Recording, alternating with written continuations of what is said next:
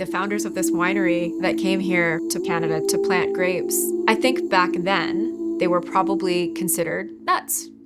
Why would you do that? We have a globally rare habitat here called an alvar.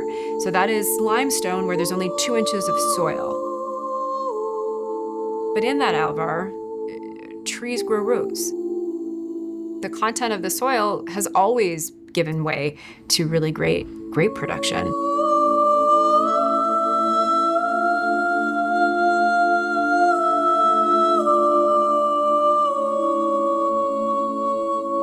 An old vintner in Austria told me, you gotta talk to the vine. How would you like to be pruned? You gotta spend some time with each plant. The yields are impressive, and the volume that they're able to grow here.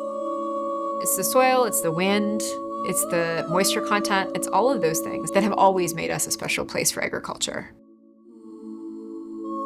Pelee Island is the most southern inhabited point in all of Canada. That is putting us on the parallels to the south of France and northern California. Very humid, warm, lush summers, and that is absolutely perfect for growing. The craft of winemaking starts with the plants. Selecting the right plant for your climate, for your soil, for your environment.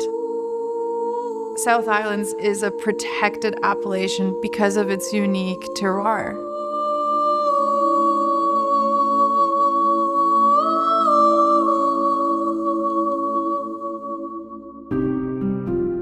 I've been on Pelee Island for 45 years now, and I planted the first vines for Pelee Island Winery. We started out with 80 acres the first year, and now we're up to right around 700 acres of vineyards.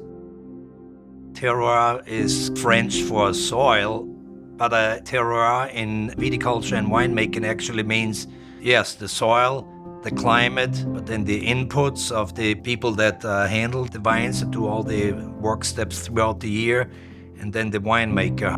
That's all part of the terroir.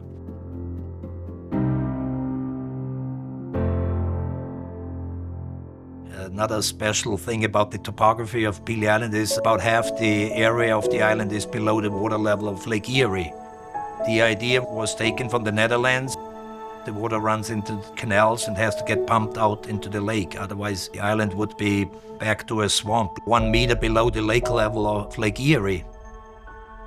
This was swamp and marshland. Therefore, the soil where we have most of our vineyards now is rich, mucky soil on a limestone base, which is excellent conditions for our grape varieties.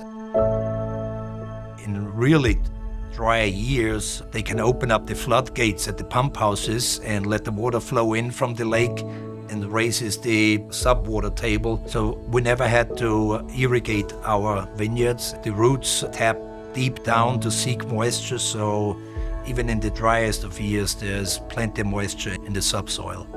It's quite unique, yeah. Not too many areas where you have that option to sub-irrigate your fruits or your vines.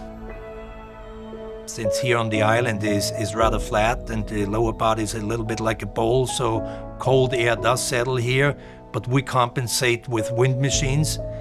The sun starts rising and heats up the air aloft.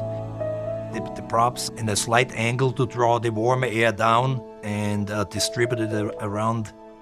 So this is our means of frost fighting.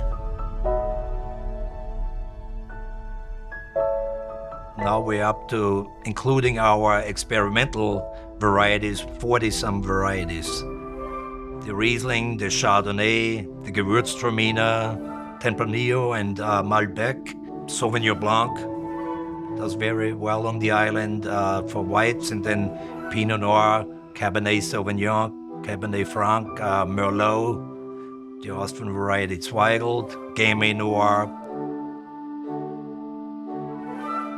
The island is special because we have the most frost-free days in Canada. The special climate and terroir of the island makes our wines very special.